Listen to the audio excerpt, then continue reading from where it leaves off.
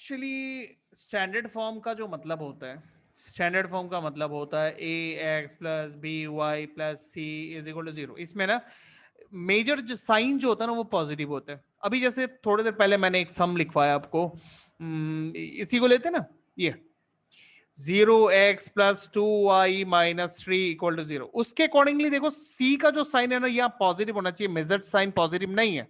तो फिर मतलब अगर आप ये चीज भी एकदम फॉलो करते हो तो फिर आप इसको ऐसे लिखोगे, पॉजिटिव साइन डाल के ये जो -3 है ना उसको ब्रैकेट के अंदर डाल दोगे, बस ऐसे। जैसे मान लो एक सम और लेते हैं, आपको दिया x is equal to 7y ऐसा दिया हुआ है, ठीक है, प्लस मान लो 5 ऐसा दिया हुआ है। अब मैं इनको लेफ्ट में लेता हूं, लेफ्ट में लेने से क्या हो जाएगा, -7x और -5 इक्वल टू 0। हाँ, लेकिन जो स्टैंडर्ड फॉर्म बोलता है उसमें तो सारे पॉजिटिव साइन है, लेकिन मेरे पास तो नेगेटिव यहां पर है, तो मैं इसको स्टैंडर्ड फॉर्म में पूरा अगर पॉजिटिव साइन के साथ मैच करा के अगर लिखना चाहूं तो मुझे ऐसा लिखना पड़ेगा, x प्लस और जो -7 है उसको मुझे एक ब्रैकेट के अंदर ऐसे क्लोज कर देना पड़ेगा। उसी तरह जो -5 है उसको भी लिखना है, तो पहले प्लस साइन डालो क्योंकि सी का जो साइन होता है वो प्लस होता है, प्लस सी, तो प्लस लिखो, फिर सी का जो वैल्यू है वो आप ब्रैकेट में डाल दो। मतलब ये एकदम पूरा पक्का प्योर स्टैंडर्ड फॉर्म बन गया, ठीक है। अब उसमें आराम से आप देख सकते हो ए का वैल्यू कितना है, ए का वैल्यू 1 है, बी का वैल्यू कितना -7 है, सी का वैल्यू कितना -5 है। उसके बाद आप ए बी सी का वैल्यू भी बता सकते हो, ठीक है। तो आप ऐसे करोगे तो ये बेटर है, ठीक है, ये बेटर, इस तरह से लिखना ये ज्यादा अच्छा है, ठीक है। तो हाँ, हम बात कर रहे थे क्या, हम अभी क्या डिस्कस करेंगे, अभी हम डिस्कस करेंगे एक्सरसाइज 4.2, ठीक है। तो चलो, इसमें जो सबसे पहला सम आपसे पूछा गया है वो पूछा गया है कि क्या ये देखो एक इक्वेशन दिया है, सवाल पूछने से पहले आपको एक इक्वेशन दिया है और पूछा है विच of the following option is true. 3 option है, और 3 ऑप्शन में से कौन सा ऑप्शन सही होगा इस इक्वेशन के लिए। चलो मैं आपका व्यू लेता हूं, आप लोग बताओ कौन सा सही नंबर होगा। 3। Number 3, number 3।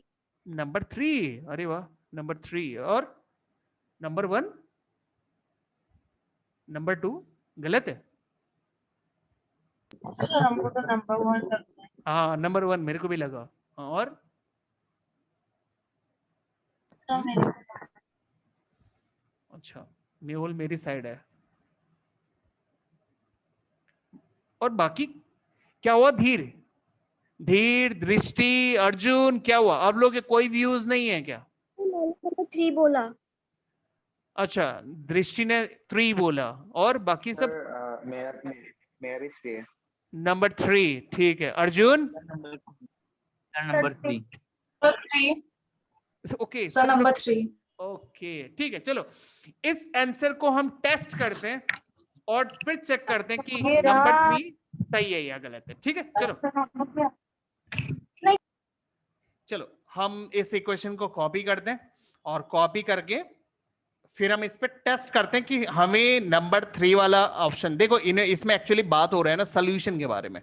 ये एक लीनियर इक्वेशन इन 2 वेरिएबल है। अब कोई भी लीनियर इक्वेशन 2 वेरिएबल का कितने सोल्यूशन होते हैं, यूनिक होते हैं, 2 सोल्यूशन होते हैं ना, इनफाइनाइट मैनी सोल्यूशन होते हैं। इनफाइनाइट मैनी सोल्यूशन, कितने सोल्यूशन होते हैं, यहां सोल्यूशन की बात हो रही है। तो मैं इक्वेशन को कॉपी करता हूं और फिर हम इसके सोल्यूशन निकालते हैं और फिर हम देखते हैं कितने सारे सोल्यूशन होते हैं।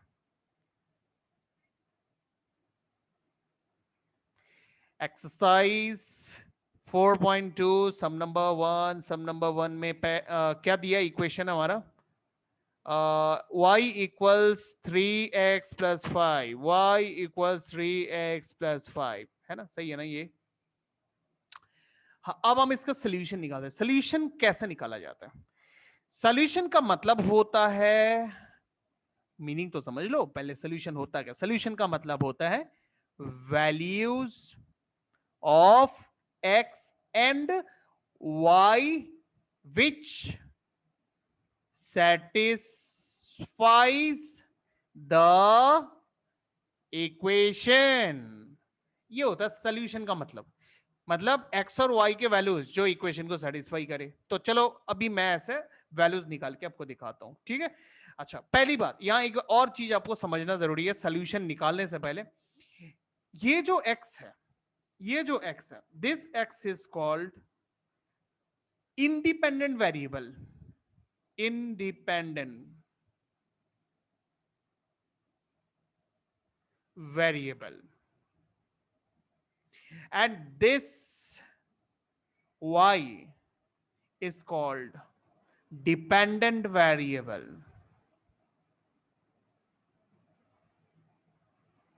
इसका मतलब क्या है? देखो,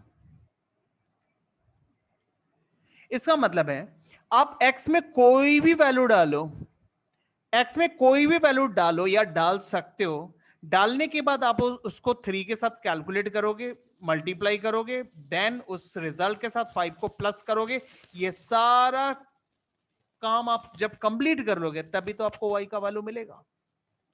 ठीक है, मतलब x का कोई वैल्यू लेकर आप जब यहां पुट करके बाकी नंबर्स के साथ कैलकुलेट करोगे तभी y मिलेगा। मतलब y कंप्लीटली x के ऊपर डिपेंडेंट है, दैट्स व्हाई y को बोला जाता है डिपेंडेंट वेरिएबल। बट x में मैं कोई भी वैल्यू डाल सकता हूं, x में कोई रेस्ट्रिक्शन नहीं है, x में मैं कुछ भी डाल सकता हूं, मैं 1 डाल सकता हूं, 2 डाल सकता हूं, 3 डाल सकता हूं, मैं x में जो भी डालूंगा उसी के मतलब उसी के ऊपर डिपेंड करता है कि y कितना निकलेगा, इसलिए y is called dependent and x is called independent, क्योंकि x में हम कुछ भी डाल सकते हैं। ओके, अगर ये कुछ ऐसा टाइप का होता, x is equals 3y minus 7, ये कुछ ऐसा टाइप का होता, तब y हो जाता इंडिपेंडेंट और x तब हो जाता डिपेंडेंट। ओके, मतलब ये कोई फिक्स नहीं कि x हमेशा ही इंडिपेंडेंट होगा, ऐसा जरूरी नहीं है। मतलब डिपेंड करता है कि आप किस में वैल्यू डालोगे और कौन सा वेरिएबल दूसरे वाले वेरिएबल पे डिपेंडेंट है। जैसे y में मैं कुछ भी डाल सकता हूँ, y में मैं कुछ भी डाल के 3 के साथ मल्टीप्लाई करके बाद में मैं 7 माइनस कर सकता हूँ, माइनस करने के बाद जब फाइनल आउटकम निकलेगा वो आउटकम x का वैल्यू होगा। मतलब x y पे डिपेंडेंट है, मतलब y पे वैल्यू डालो, कैलकुलेट करो, तब जाके x मिलेगा। डायरेक्ट x पे वैल्यू नहीं डाल सकते हो आप, x पे आप कुछ भी नहीं डाल सकते हो।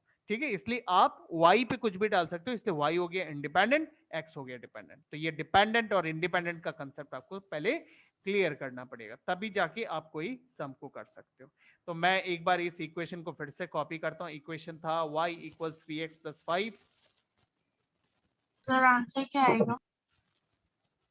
y equals 3x plus 5। हम तो टेस्ट करेंगे ना, अभी आंसर कहां से आ रहा है। 3 ऑप्शन है हमारे पास, 3 में से कौन सा ऑप्शन सही है वो हम टेस्ट करके देखेंगे। अभी हमने देखा कि जो x है वो इंडिपेंडेंट वेरिएबल है, मतलब x में मैं कुछ भी वैल्यू ले सकता हूं, तो हम लेते हैं variable. If x is equal to 0 then y is what, y is 3 into 0 plus 5। मतलब इस x पे मैंने क्या डाल दिया, 0 डाल दिया, और अब मैं 3 को 0 से मल्टीप्लाई करूंगा तो मुझे क्या मिलेगा, 0, और उसके बाद मैं 5 को 0 से प्लस करूंगा तो मेरे को क्या मिलेगा, 5। चलो y मिला 5, तो x का वैल्यू 0 है, y का वैल्यू 5 है। ठीक है, ये मुझे दो वैल्यू मिल गए। अब मैंने आपको थोड़ी देर पहले सोल्यूशन समझाया था, सोल्यूशन का मतलब होता है values of x and y which satisfies the equation. तो इक्वेशन क्या था, y इक्वल्स 3x प्लस 5। मैं डाल के देखूं ये वैल्यूज, y का वैल्यू 5 है, y में 5 डाल देता हूं, x का वैल्यू 0 है, x में मैं 0 डाल देता हूं।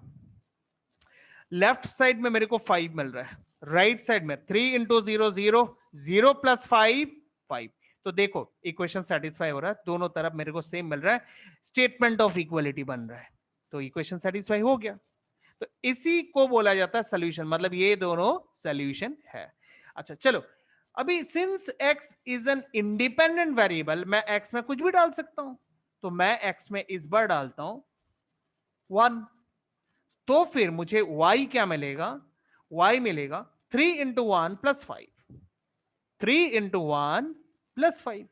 तो आप मल्टीप्लाई कर दे, 3 1 जा 3 प्लस 5 8 आ रहा है। ठीक है, ये भी सेटिस्फाई करेगा, जरूर करेगा। एक बार मैं टेस्ट कर लेता हूं, इसमें डालता हूं, यहां पे y पे कितना है, 8 है, x पे कितना डालना है, 1 डालना है, तो 3 इंटू 1 प्लस 5, तो 8 मुझे लेफ्ट साइड में मिला, राइट साइड में 3 1 3 प्लस 5 8। देखो statement of equality, equation satisfied.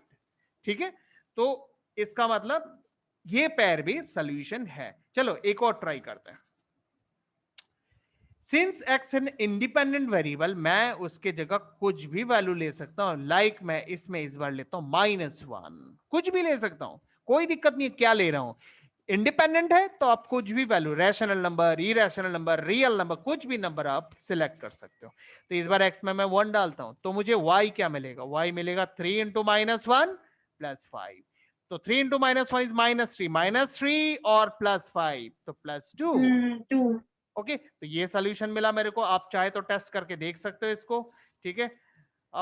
एक और लेते हैं, क्या ले, 5 लेते हैं इस बार। चलो 5 लेते हैं, देन y क्या मिलेगा मेरे को, 3 × 5 + 5, ठीक है। तो अब यहां पे मैं वैल्यू डाल देता हूं, 3 5 10, सॉरी 3 5 15, 15 + 5 हाँ 20। तो देखो कितने सारे वैल्यू मिल गए मेरे को, कितने सारे, 4 मिल गए। और निकाल सकता हूं, हाँ और निकाल सकता हूं मैं, और कोई वैल्यू डाल सकता हूं। if x is equals 10 ले सकता हूं, कोई मना करेगा क्या मुझे लेने से? इंडिपेंडेंट वैल्यू है, कुछ भी हाँ तो कुछ भी ले सकते हैं, तो मैं 10 भी डाल दूं तो भी मेरे को आंसर मिलेगा, है ना। तो कितने आ जाएंगे, 35 आ जाएंगे। तो देखो मैं जो मर्जी वो x का वैल्यू ले सकता हूं, और उसके ऊपर मेरे को x का भी बहुत सारे वैल्यूज मिलेंगे। मतलब x और y के यहाँ पे बहुत सारे वैल्यूज हैं। अब इससे क्लियर हो गया कि ऑप्शन 3 राइट आंसर है, इनफाइनाइट मैनी सॉल्यूशन। मतलब लीनियर इक्वेशन इन 2 वेरिएबल आपको जब भी मिलेगा और आपसे सवाल पूछेगा कितने सॉल्यूशंस होंगे, तो आप बोलोगे बहुत सारे सॉल्यूशन होंगे, ठीक है। देखो क्वेश्चन नंबर 2 ना 1 पे ही बेस्ड है। क्वेश्चन नंबर 2 में बोला है कि ये जो नीचे आप इक्वेशन देख रहे हो, इनके 4 सॉल्यूशन निकालो। अभी तो मैंने इस वाले लीनियर इक्वेशन के 4 सॉल्यूशन निकाल के दिखाए आपको। ये देखो मैंने इसके 4 सॉल्यूशन निकाल के दिखाए। तो ठीक वैसे ही आप 4 सॉल्यूशन निकालोगे यहाँ पे, जैसे 1 2 3, ये आपको इक्वेशंस दिए हुए हैं, इन इक्वेशंस के आप 4 सॉल्यूशन निकालोगे। तो मैं आपको एक सम इसके भी करके दिखाता हूं। चलो मैं आपको क्वेश्चन नंबर 2 करके दिखाता हूं। इसके मैं 4 सॉल्यूशन आपको निकाल के दिखाता हूं, ठीक है। 4 सॉल्यूशन एकदम क्वेश्चन नंबर 1 की तरह, क्योंकि सॉल्यूशन ऐसे ही निकाले जाते हैं, सॉल्यूशन निकालने के कोई दूसरे मेथड नहीं है। तो क्वेश्चन नंबर 2 का रोमन नंबर 2 हम कॉपी करते हैं और मैं इसके 4 सॉल्यूशन आपको निकाल के दिखाता हूं। क्वेश्चन नंबर 2 रोमन नंबर 2, और क्या था, इक्वेशन क्या था, πx + y, πx + y is equals how much, 9? Yes sir. Okay तो ये हमारा इक्वेशन है और हमसे बोला गया है इसके सॉल्यूशन निकालो 4। तो इसको डिपेंडेंट और इंडिपेंडेंट फॉर्म में कन्वर्ट करना पड़ेगा आपको। ओके डिपेंडेंट और इंडिपेंडेंट, उसके लिए मैं इस टर्म को राइट साइड शिफ्ट कर दूंगा, जिससे मेरे पास y अकेला बचेगा। मतलब जो डिपेंडेंट वेरिएबल होता है उसका कोफिशिएंट हमेशा 1 होना चाहिए, इसका ध्यान रखना। समझ में आया? जो डिपेंडेंट वेरिएबल होता है, मैं बार बार रिपीट कर रहा हूं, जो डिपेंडेंट वेरिएबल होता है उसका कोफिशिएंट हमेशा 1 होना चाहिए। तो इसमें ऑलरेडी y का कोफिशिएंट 1 है, इसलिए मैं इसको डिपेंडेंट में रखूंगा, और इंडिपेंडेंट में मैक्स को रख दूंगा, इसलिए मैं उसको 9 की तरफ भेज दूंगा, 9 - πx। तो x हो गया इंडिपेंडेंट, क्योंकि x में मैं कुछ भी वैल्यू डाल सकता हूं, और x में वैल्यू डाल के जब मैं कैलकुलेट करूंगा तभी मुझे x का y का वैल्यू मिलेगा। That's why y is called dependent variable. और रिपीट बोल रहा हूं, डिपेंडेंट वेरिएबल को कोएफिशिएंट 1 होना चाहिए। तो चलो अब शुरू करते हैं हम अपना मैजिक, ताकि हमें सॉल्यूशन मिलते हैं। 4 सॉल्यूशन हमें चाहिए। तो यहां पे इंडिपेंडेंट वेरिएबल कौन, x। दैट्स व्हाई हम लिखेंगे if x is equal to 0। चलेगा ना? हाँ क्यों नहीं चलेगा, कुछ भी ले सकते हैं, इंडिपेंडेंट है। हाँ तो देन y इज व्हाट, 9 - π × 0। ठीक है, 9 - π × 0 इज 0, फाइनल आउटकम 9। चलो एक सोल्यूशन तो मिल गया, x का वैल्यू 0। मतलब सोल्यूशन कैसे लिखा जाता है, एब्सिसा कॉमा ऑर्डिनेट के फॉर्म में। तो एब्सिसा कितना मिला, 0, ऑर्डिनेट कितना मिला, 9। ये हमारा सोल्यूशन है। ओके नेक्स्ट चलो कुछ और लेते हैं. If x is equal to 1, ठीक है, if x is equal to 1 then y is what 9 minus pi times 1. Okay तो 9 minus pi into 1 pi, तो दिस इज द सॉल्यूशन. ठीक है, क्या solution? Abscissa 1 comma ordinate 9 minus पाई, तो ये हमारा सॉल्यूशन है.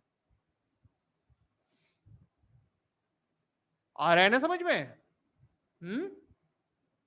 चलो एक और ट्राई करते हैं. एक और ट्राई करते हैं. इफ इस बार हम x का वैल्यू लेते हैं -1, then y is what 9 minus pi x की जगह -1. ठीक है, हमारा इक्वेशन क्या था? y is equals to 9 minus pi x, ये था ना हमारा इक्वेशन.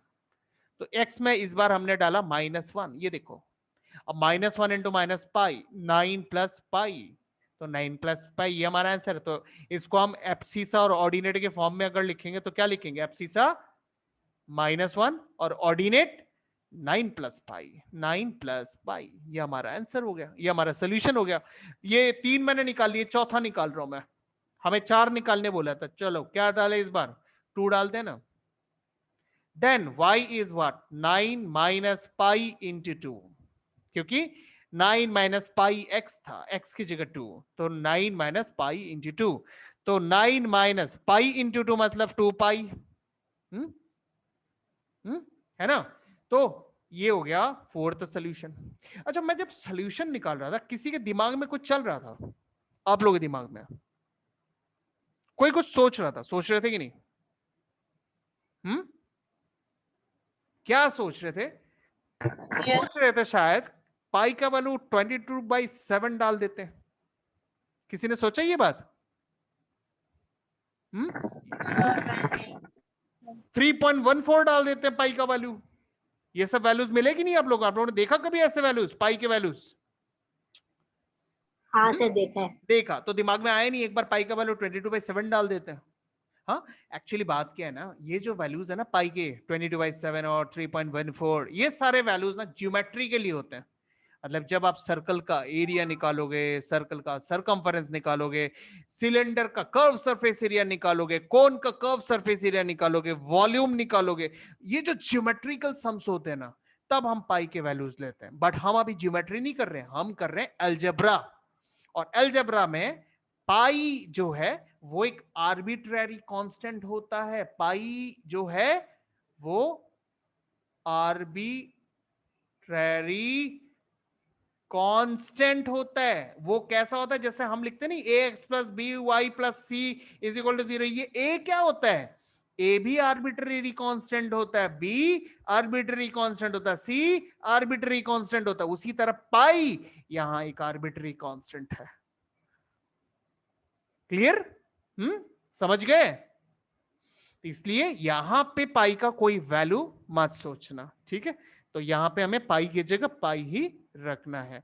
अच्छा ठीक है, अब मैं आपको सॉल्यूशन कंक्लूजन एक बार लिख के दिखा दो. सॉल्यूशन तो हमने निकाल लिए, अब हम कंक्लूजन भी लिखेंगे. हमें 4 सॉल्यूशन निकालने बोले, तो हम थोड़ा सा एकदम अच्छे वाले स्टूडेंट की तरह लिखते हैं यहाँ पे कि भाई 4 सॉल्यूशन कौन कौन हमें मिले.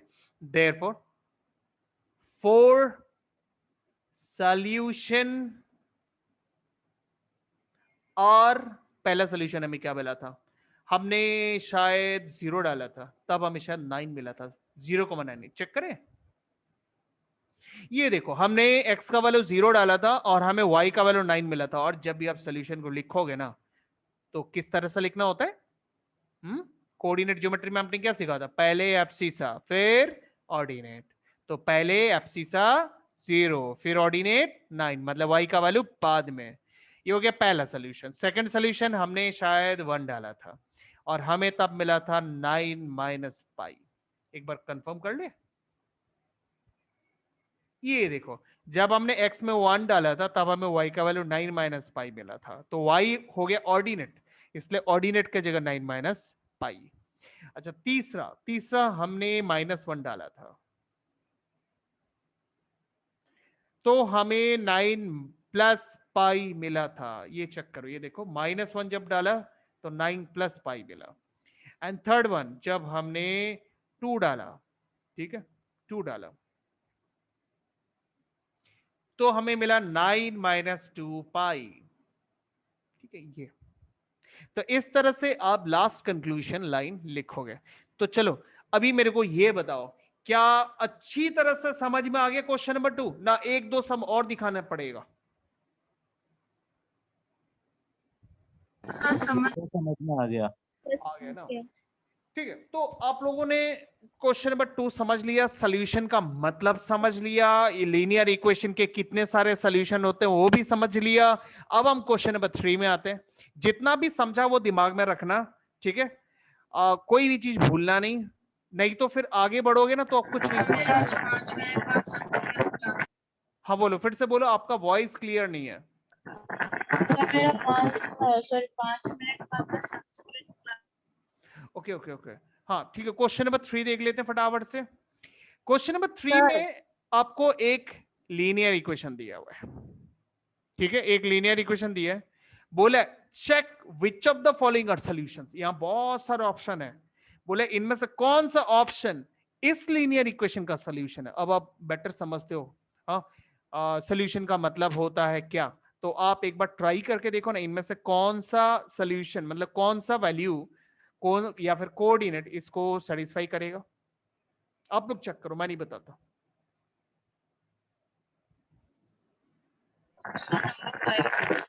कौन सा? मैं समझा नहीं। Sir number 2। नंबर 2 चेक करो, ठीक है, चेक करते हैं। चलो एप्सिसा है 2, एप्सिसा 2 एप्सिसा मतलब एक्स का वैल्यू और ऑर्डिनेट मतलब वाई का वैल्यू। तो x में 2 डालते हैं, चलो x की जगह हम 2 डालते हैं -2, y की जगह कितना डालेंगे 0, और राइट साइड में क्या है 4। तो 2 -2 और 0, -2 इंटू 0 कितने होते हैं 0। लेफ्ट साइड में मेरे को 2 मिल रहा है, राइट साइड में 4 मिल रहा है। भाई 2 कब से 4 से इक्वल हो गया? सर हाँ? ऑप्शन 3, सर ऑप्शन 3 ऑप्शन 3 एक बार टेस्ट कर ले। ऑप्शन 3 टेस्ट करते हैं। चलो एप्सिसा हो गया 4, ऑर्डिनेट हो गया 0। तो एप्सिसा में डालो 4, ऑर्डिनेट में डालो 0, राइट साइड में 4। तो 4 -2 0 से 0 तो लिखने की जरूरत नहीं है, राइट साइड में 4। देखो 4 इज इक्वल टू 4। ये हुआ ना स्टेटमेंट ऑफ इक्वलिटी। अब स्टेटमेंट ऑफ इक्वलिटी किसकी मदद से मिला? इसकी वजह से मिला, मतलब ऑप्शन 3 ट्रू है। ठीक है, क्लियर? अच्छा, अब क्वेश्चन नंबर 4 भी बहुत इजी सम है। इनमें एक लीनियर इक्वेशन दिया हुआ है, एक्स और वाई के वैल्यूज दिया हुआ है और फिर बोला गया फाइंड द वैल्यू ऑफ के। तो आपको एक्स और वाई के जो वैल्यूज दिया ना, लिखा है कि वो सोल्यूशन है। सोल्यूशन का मतलब है ये एक्स और वाई के वैल्यूज इसको सेटिस्फाई करेगा। सेटिस्फाई करने का मतलब क्या? डालने के बाद भी आपको स्टेटमेंट ऑफ इक्वलिटी मिलेगा। सेटिस्फाई करने का ये मतलब होता है। तो हम इन एक्स और वाई को इसमें डाल देते हैं। इसमें डाल देने से हमें के का वैल्यू मिलेगा। गुड, के का वैल्यू 7। आप एक्स और वाई में इन वैल्यू को डालो, 2 और 1 को डालो, डाल के देखो 7 मिलना चाहिए। ओके, ओवर ये एक्सरसाइज। तो Yes, sir. आज के लिए हम लोग इतना ही करते हैं। आज आप लोगों ने जितना समझा फर्स्ट एंड सेकंड एक्सरसाइज उसको अच्छी तरह से प्रैक्टिस करो। सर इस चैप्टर का वर्कशीट कब तक मिल जाएगा? दे देगा, बहुत जल्दी दे देगा। ठीक है, अभी फिलहाल आप लोग को दोनों एक्सरसाइज कंप्लीट करो और बाकी मैं आप लोग को नेक्स्ट क्लास देता हूँ। चलो आज के लिए इतना ही, ठीक है। Good Thank you, night, sir. Bye.